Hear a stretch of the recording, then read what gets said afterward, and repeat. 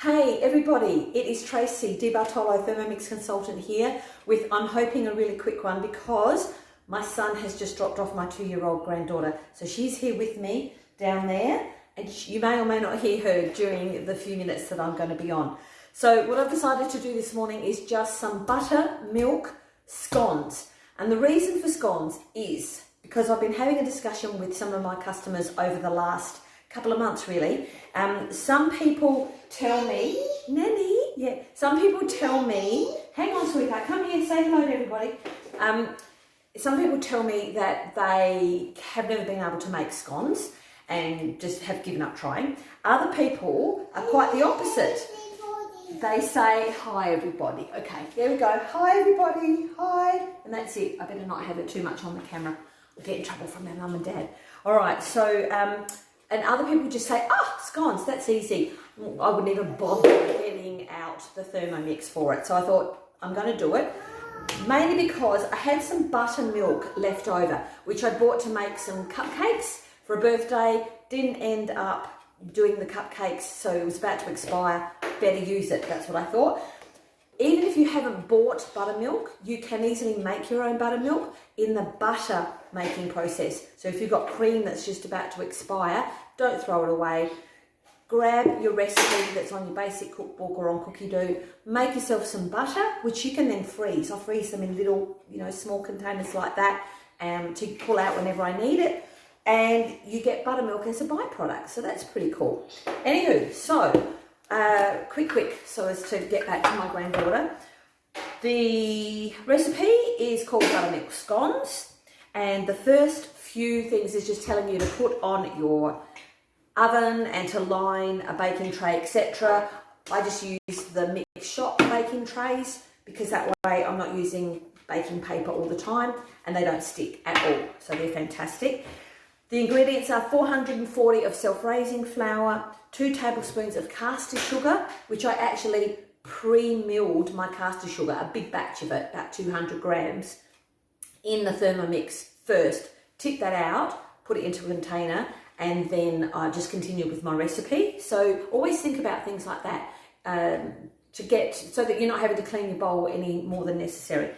A pinch of salt, and then your 60 grams of butter cut up. So that is what it looks like at the moment with your butter just cut up into it. Now I remember growing up that my mum taught me how to make scones, and she taught me, she's got a broom everybody, taught me to rub the butter in, and it probably would take you a good 5 to 10 minutes depending on the temperature of the butter usually, and you've got to get it into some breadcrumb consistency. Well, with the Thermomix it is literally sorry about the background, 5 seconds on speed 8. Not up here darling, not up here, thank you.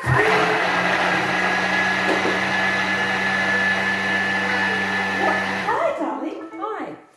All right, so that's it, 5 seconds, not 5 minutes. That is a huge difference in my book. Next, I will show you what it looks like. So it should resemble breadcrumbs. Yes, very fine breadcrumbs. Makes short work of it. Next thing, I just got to tear that because I fiddled with it a bit, is your 320 grams of buttermilk. So in that goes 307, 8, 9, 10. One thing that I do find is pretty important whenever, not in that drawer sweetheart, when I'm doing any sort of pastries, doughs, it really is important to try and get your liquids exactly right. So that's 323, so that's pretty good. Lid back on again, and this one's going to be 20 seconds on speed 5. Okay. So Grace has got her little stepping stool. Bring your stool here, sweetheart. Cooking, yes. Good girl. Come here. No, don't touch that. I spend my whole time like, no, don't touch that. No, don't touch that. Now, if you are out there, either live or if you're watching this afterwards on Facebook, or even if you're watching it on my YouTube channel, so you can always find me on my YouTube channel. Say hi, thumbs up, heart, whatever, just something, or even a comment. Do you make scones? I don't know, let me know. Do you use buttermilk in your scones? Okay, keeping the lid inserted is going to need for 20 seconds. 20 seconds, that's it, everybody. While it's doing that, I am going to just put a bit of flour onto my beautiful Thermomix mat, which again you can get from the mix shop, or even better, you can have a cooking experience and get yourself one of these for a fraction of the cost. What, darling? Give that to Nanny, please. Ta for Nanny. Thank you. You can have that bit, yes. She's got the beater thing out the door. Right, okay. Next, that's it. Lid off. Now, it is a reasonably sticky sort of dough. So what I do, turn that upside down and just use the base of here, wiggle it for it to come out. There's a little bit stuck in there, so I will get my spatula, mix shop spatula, and I'm going to just get the rest of that out as much as you can with that spatula. And then for the rest of it, so that's, you can see there's a little bit there stuck around the blades. What I do is I just press the home key and that puts it into bookmarks, swipe across, find my turbo. I've moved all my things around, so there we go, turbo. And I'm just going to use the turbo for 1 second. Okay, back to my recipe. And all that's done is flicked it off of the, there we go. So you can see now it's flicked it all off to the edges. Just means that you get, you know, that extra quarter of a cup or so. Okay, there we go. Done. And what I'm going to do after this session, she hurt her finger, everybody. Then kiss it. Okay, one moment, kiss. Mwah. Better? Better, magic. I'm just going to pop some water in here with a litre of water, tiny bit of dishwashing on here, and then I'll put it onto the dough mode for cleaning. And all of that sticky, yucky mess will just all lift off. So it's, yes, it is worth it, I think, using your Thermomix. Maybe, out of the freezer, darling, please. Close it up. Close the freezer. Good girl. Thank you. One moment while I close the freezer. Thank you, tart. Wonderful. Thank you so much.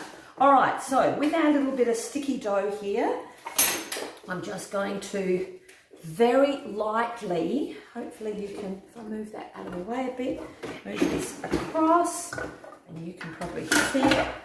Grace, can you please close the freezer door, please? This is going to be the most hilarious one to look back at. I'm so sorry, everybody, but you know, it's just called life, I guess. And it means that if you're at home and you've got little kids and you think, oh, I haven't got time to cook, well, you actually can. All right, here is just a glass because I don't have a scone cutter. I handle the dough as little as possible, just enough. And I find that the thicker you make the dough, the bigger your scones are going to be. So I literally just cut them out and put them onto your tray like that. Now the instructions in the cookie dough recipe say to put your scones next to each other, which I did with the batch yesterday, but I'm not a fan, okay? I prefer for my scones to be individual. Could you please close the freezer, darling? She's having the best time with the ice cubes at the moment. All right, so I also don't really mind if it doesn't make the full amount in the recipe. I think this says that it makes 10, 2, 4, 6, 7, 8. I'm probably going to get about 8 out of it. My preference, I like a nice big scone. If I'm going to have a scone, have a scone. And I think I am actually going to get my 10 out of it. I'm pretty happy with that. All right, So that's it. I just pop them onto your tray like that, and then your choice, you either just put a bit of milk on it or beat up an egg and put a bit of egg on it. Pop it in the oven for 12 to 15 minutes at 200, and then this is what they come out like. So this is yesterday's batch, what's left of it, just the 3, and my oven is a little bit dodgy brothers, so it always burns at the back, so that's the burnt one, but they are absolutely divine. So the answer to the question at the beginning, is it worth using your Thermomix to make scones? Yes, because I've made scones. Even though I've got my little beautiful rug rat here, destroying my freezer as we speak. The bowl will clean itself, done. I can't think of anything simpler. And all I've got to clean up really is one glass and the mat. And the mat's just right clean as well. So that's it. I'm going to go and put them in the oven and look after my granddaughter. Give the buttermilk scones a go.